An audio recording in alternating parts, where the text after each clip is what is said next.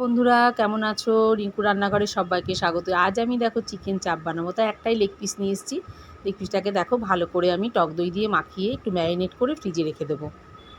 এটা কিন্তু খেতে খারাপ হবে না, তবে এটা আমি আমার মতন করে বানিয়েছি। আমি জানি না হয়েছে কি না, তোমরা কিন্তু আমাকে কমেন্ট করে জানাবে।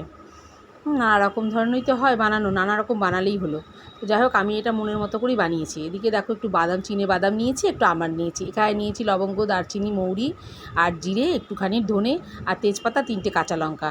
এগুলোকে আমি বেটে নেব। আর এখানে দেখো নিয়েছি মশলার জন্য, নিয়েছি আমি আবার রসুন, 3 কোয়া রসুন, বেশি রসুন দেবো না, আর 3 কোয়া মতন আদা আর একটু পেঁয়াজ কুচোনো। এগুলোকে মিক্সিতে ব্লেন্ড করে নিয়েছি। ব্লেন্ড হয়ে গেল। এদিকে আমি ভেজে নেব, একটুখানি হালকা করে ভেজে নিয়েছি আমন্ড আর বাদাম। আর এদিকে দেখো আমি ধনে জিরে সব মশলাগুলো টেলে নেব। সব মশলাগুলো আমি দেখো ভালো করে মাখিয়ে নিচ্ছি।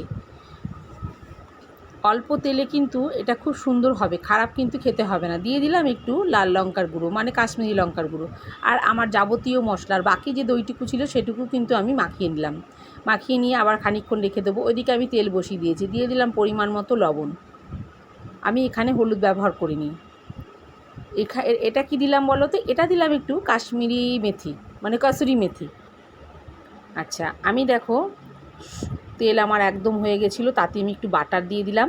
বাটার দেওয়ার পরে বসিয়ে দিলাম একদম, আমি লেগ পিসটাকে বসিয়ে এবারে আমি চাপা দিয়ে দেবো। একটু উল্টে পাল্টে দিয়ে দিলাম একটু দুধ।